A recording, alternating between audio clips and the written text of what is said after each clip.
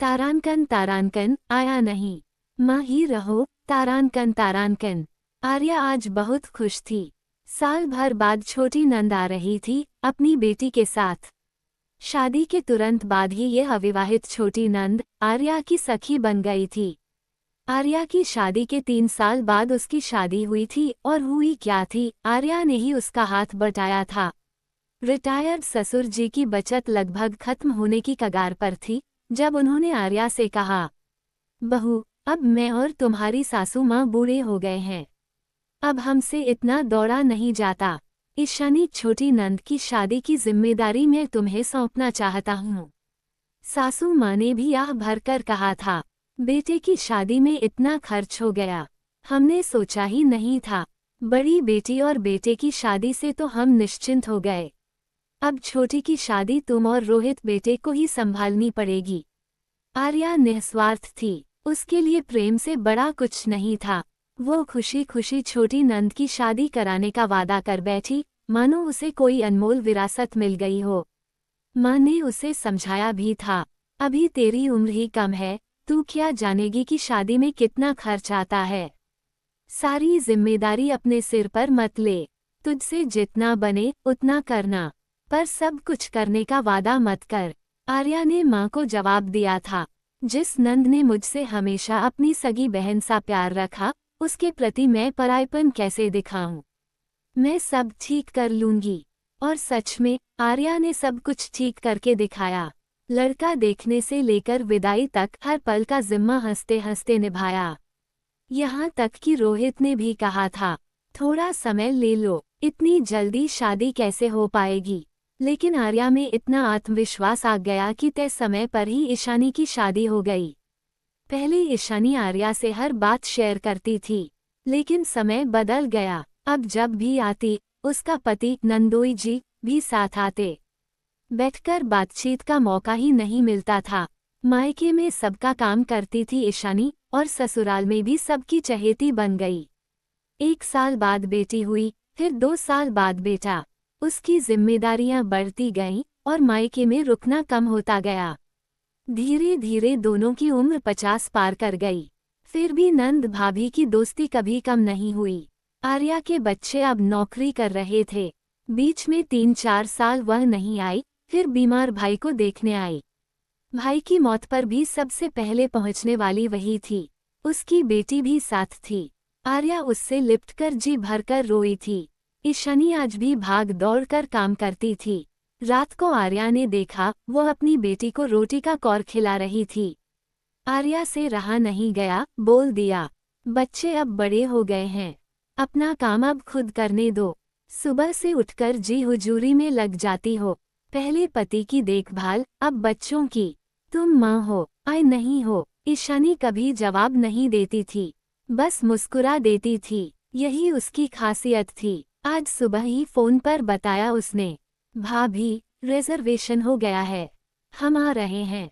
बेटी साथ में है, बेटा और उसके पापा नहीं आ सके। आर्या खुश होकर मन ही मन योजना बना ली।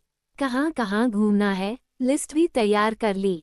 ईशानी की अपनी माँ भी शायद आर्या जैसी चमक नहीं लिए हुए थीं। आर्या के बच्चे भी मजाक उड़ाने लगे, हम मम्मी की फेवरेट आ रही हैं, ये जोड़ी तो हमेशा सुपरहिट रहेगी। बेटा स्टेशन गया बुआ और बहन को लाने। आर्या ने खाने की फिर से जांच की। सही समय पर ईशानी पहुंच गई, लेकिन उसे देखते ही आर्या का मन भारी हो गया। अरे, इतनी कमजोर कैसे दिख रही है, शुगर की वजह से तो नहीं। खाने के बाद जब भी आर्या सोचती अब मन भर के बात करेंगे, तब ईशानी की बेटी माँ माँ चिल्लाने लगती। सुबह होते ही कभी कपड़े प्रेस कर रही होती, कभी ब्लैक कॉफी बना रही होती, यहाँ तक कि फिल्टर से पानी निकालकर गिलास में दे रही होती। बेटी सोफे पर मोबाइल चलाती रहती और माँ उसके हर आदेश को पूरा करती रहती। रात को पता चला 2 दिन बाद ही वापसी का टिकट है। बेटी ने इसी शर्त पर अपनी माँ को लाया था, सिर्फ 3 दिन के लिए। आर्या को ये सब अजीब लगा। अब हमारी उम्र भी बढ़ रही है, मायके आकर कैसा सुख, यहाँ भी तू खटपट कर रही है। सासू माँ ने भी कहा, तुम ही समझाओ इसे, 1 मिनट बैठने की फुर्सत ही नहीं मिल रही। आर्या ने सोचा जब बेटी नहाने जाएगी तब समझाऊंगी। अवसर मिला तो वह बोली, सारा दिन बच्चों की गुलामी क्यों करती रहती हो? बेटी को अपना काम खुद करने दो, थोड़ा आराम भी जरूरी है। ईशानी ने शांत मुस्कान के साथ कहा, भाभी, यही मेरी बेटी मुझे लेकर आई है तुमसे और माँ से मिलवाने। ऑफिस से छुट्टी नहीं मिली तो वर्क फ्रॉम होम ले लिया। सब मेरी पसंद नापसंद का बहुत ख्याल रखते हैं। 2-4 दिन यहीं रह लेती, पर अब ज्यादा दिन नहीं रह सकूंगी। आर्या समझ गई ईशानी के आने जाने का शेड्यूल बेटी की मर्जी पर था। वो ये सोचकर खुश थी कि बेटी ननिहाल घूमने आ रही है। कम से कम 4-5 दिन तो रहेगी, पर यहाँ तो आने से पहले ही वापसी का प्लान तय कर रखा था। ईशानी के चेहरे पर झुर्रियां थीं, शरीर थका हुआ लग रहा था। घर पर सुबह 6 बजे से रात 12 बजे तक वह सबकी दासी बनी रहती। बाई सिर्फ झाड़ू पोंछे के लिए है, बाकी सब कुछ वह खुद करती है। बेटी कहती है तुम्हारा शरीर फिट रहेगा। मामा के घर आकर भी उसने अपनी बेटी के लिए एक अटेंडर रख रखा था ताकि वह अपना काम करवा सके। आर्या के बेटे ने बातों बातों में कहा, बुआ, बुबलू को क्यों नहीं लाई? इस झगड़ालू को लेकर आना था। बुआ मुस्कुरा दी, पर आर्या को उस हंसी के पीछे की थकान दिख रही थी। उसने बेटे से कहा, तेरी बुआ नहीं लाई बहन को, बहन लाई है अपनी माँ को उसकी नानी से मिलवाने। बेटा समझा नहीं, इन दो बातों में क्या अंतर है? तब आर्या ने ईशानी और उसकी बेटी दोनों को सुनाते हुए कहा, बहुत अंतर है। जब माता पिता बच्चों को कहीं ले जाते हैं तो बच्चे उनके फरमानबरदार होते हैं, लेकिन जब बच्चे माता पिता को अपने साथ ले जाते हैं तो माता पिता को उनके मन के मुताबिक चलना पड़ता है। हर पल डर लगा रहता है कहीं कुछ गलत न हो जाए। क्यों बूढ़े होते ही माता पिता बच्चों के सामने बेबस हो जाते हैं? क्यों वे अपने ही बच्चों के प्रति एहसान का एहसास लेने लगते हैं?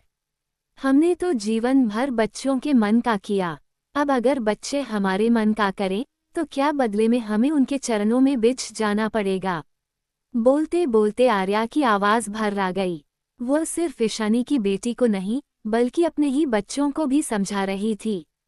बुढ़ापे की लाचारी क्यों हमारी आंखों और चेहरे से टपकनी चाहिए? ये बुढ़ापा तो सबके कल का आईना है। ईशानी ने आर्या को गले लगा लिया और कहा, थैंक यू भाभी, तुमने मेरे मौन को शब्द दे दिए।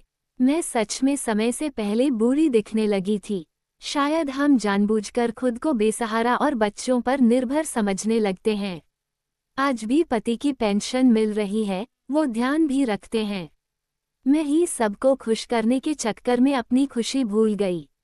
मेरी अपनी पसंद नापसंद का मैंने कभी ख्याल ही नहीं रखा। तुमने मुझे समय रहते सचेत कर दिया। आता है बुढ़ापा तो आए, हम अपने हिसाब से जिएंगे, लाचार या बेचारी माँ बनकर नहीं। ईशानी की बातें सुनकर उसकी बेटी भी शर्मिंदा हो गई। आर्या के बेटे को भी अपनी माँ का ये रूप अजीब लगा। थोड़ा झिझककर आर्या ने कहा, मैंने किसी की शिकायत नहीं की, बस ये समझाना जरूरी था कि हम अपना बुढ़ापा स्वाभाविक रूप से जीना चाहते हैं, तुम्हारी अनावश्यक देखभाल और हस्तक्षेप के बिना। तभी पीछे से एक आवाज आई, शाबाश सासू माँ। घर की सबसे बुजुर्ग महिला चुपचाप वहां पहुंच चुकी थीं। आर्या की पीठ ठोंकते हुए पोपली जुबान में बोली, शाबाश बहू, बिल्कुल सही कहा तुमने। हैश बुढ़ापा, ये कहानी प्रेरणा स्वरूप है, किसी प्रकाशित रचना से शब्द